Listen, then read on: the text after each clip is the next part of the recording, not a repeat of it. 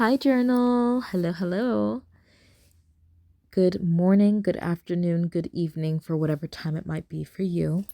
For me, it is the evening and it is 17:44 or 5:44 p.m. and it is January 1st, 2026.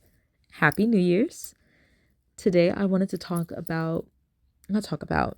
I wanted to go into my notes today like usual, and I also did want to talk about some of the challenges, I guess, I have been going through when it comes to making my videos and like my thought process, because while a lot of these are going out to the public, they are still part of my voice journal collection, and I want to maintain a sense of openness with them.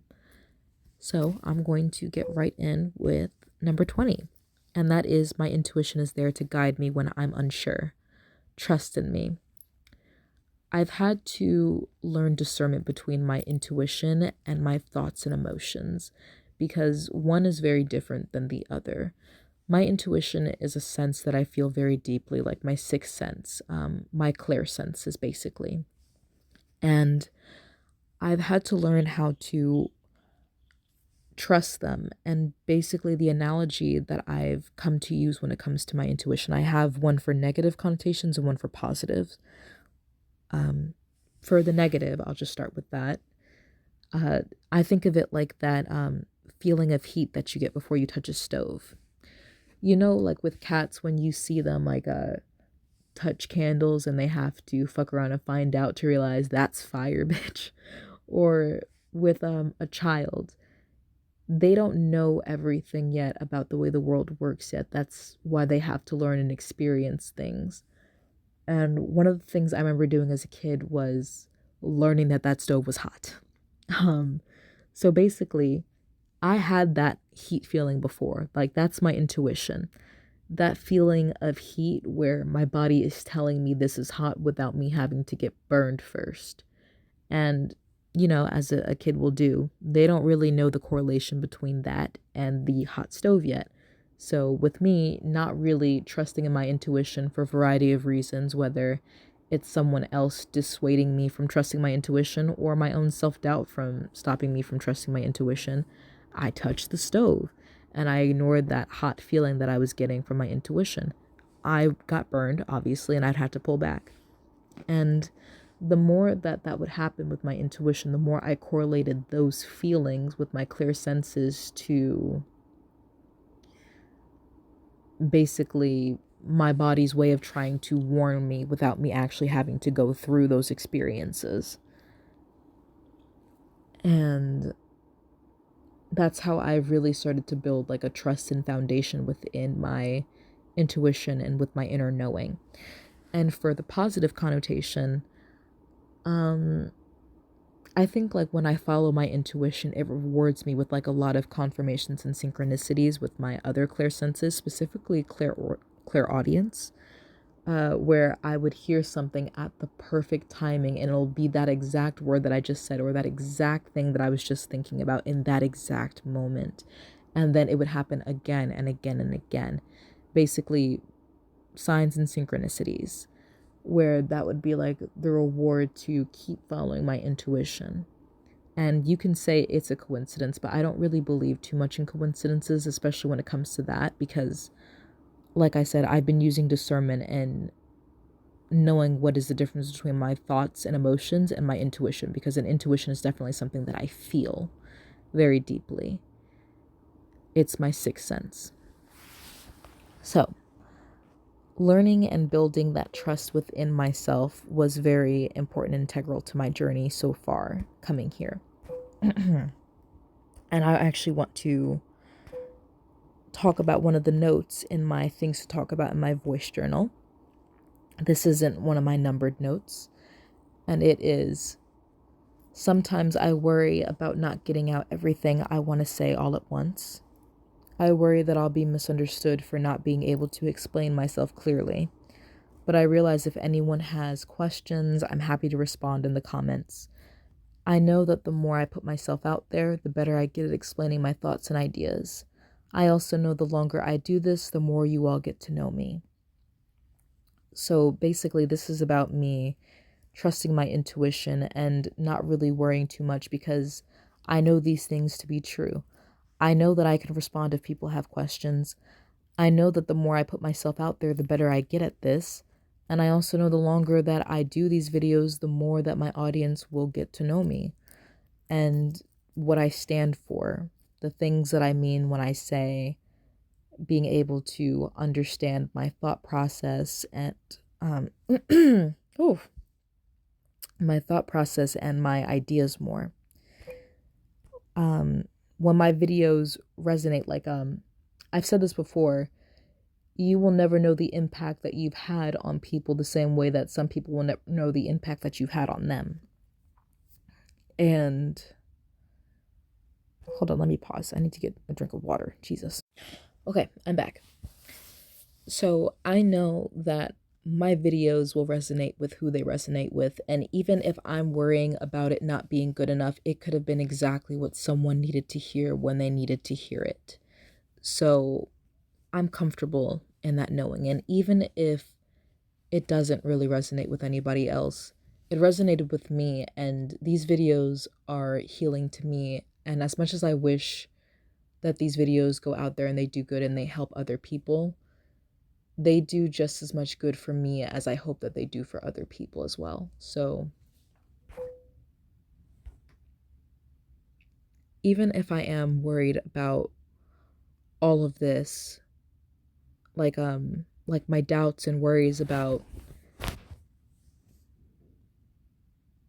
how my work is going to come across, I just have to trust my process and realize that if it felt right to release it the way that I did, I have to trust in that and be okay with that.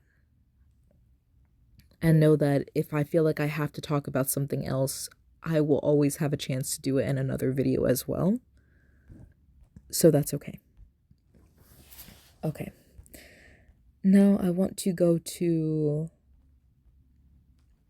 note number 78, I think. So let me scroll down. And I wrote this after I wrote the note in my things I want to talk about in my voice journal. This is one of my numbered ones, number 78. And that is, everything that I teach is what I learn as well. I go through my lessons, process them, and write them down as a guide for others who may align with my thinking. It helps me to be more open-minded and understanding of where others are coming from because I've been there too. So this is basically what I kind of just explained already. But also, this card that is the picture of the video, this is part of my Archangel Oracle deck. And I end up getting this one a lot. And it basically says, keep an open mind and learn new ideas. Then teach these ideas to others. This has been this teaching and learning aspect, because I go through my lessons and I feel like if they're important, I try to encapsulate them in words, in these notes, in these bullet points, and I write them down because I know if they help me, then if somebody else who resonates with my line of thinking, it can help them too. And even if it's just one person, I want to be able to do that for them. So everything that I teach is what I learn. It's what I go through. These aren't things that I just write down for the aesthetic. These are things that I actively put into practice. These are things that I've gone through and then I've had to process them and then I write them down. That's why I give my explanation with these notes, because some of these things are just what I was going through when I was writing these notes, or that's my, I'm not going to say my mindset. I mean, it kind of is. It's just my breakdown and explanation of these notes and why they were written. All right. Now, I'm going to scroll all the way back up to 23. And that is focus on my desires, dreams, and wants, rather than the things I fear and old negative energy. Or I should say low vibrational energy instead, because with the negative and positive things, oh, my throat. Hold on. Okay, I'm back. I'll just say low vibrational energy and leave it at that.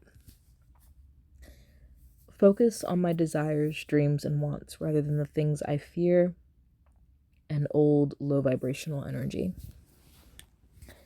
So these are things that I'm mindful of. Like I move forward with caution, and I move forward with awareness. But I don't let that deter me from moving forward and focusing on my desires, dreams, and wants. Like, I don't want to get too focused on them. I want to keep my head on a swivel when I need to, but I also don't want that to be my main focus, because I don't want to get too caught up in trying to run away from those things and to prevent these things from happening, that I end up falling right into exactly what I was trying to avoid. Like, oh, I just had the perfect comparison and then I lost it. Oh. Actually, I kind of have one.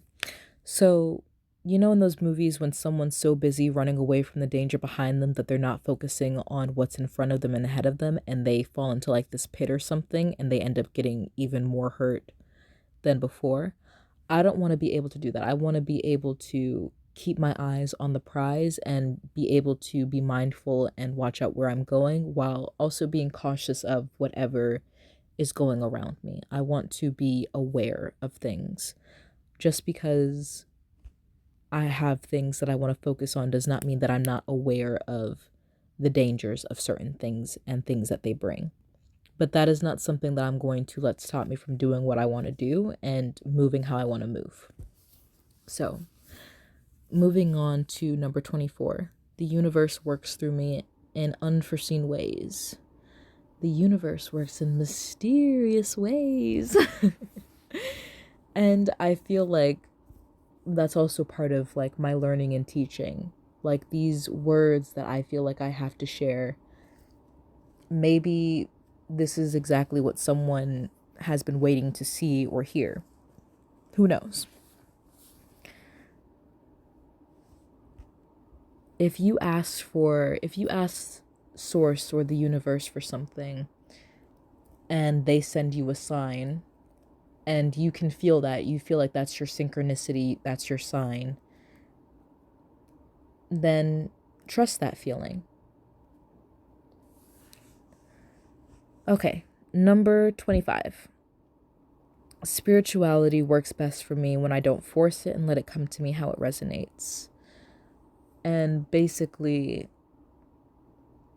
this for me is when I was first getting back into spirituality and I was trying to figure out what was the best way to go about it and what was the ways, not the ways, but kind of like tradition, where everybody's just like, oh, you should meditate on this, you need to eat like that, you need to do this, you need to do that, you need to have these tools, you can't do that.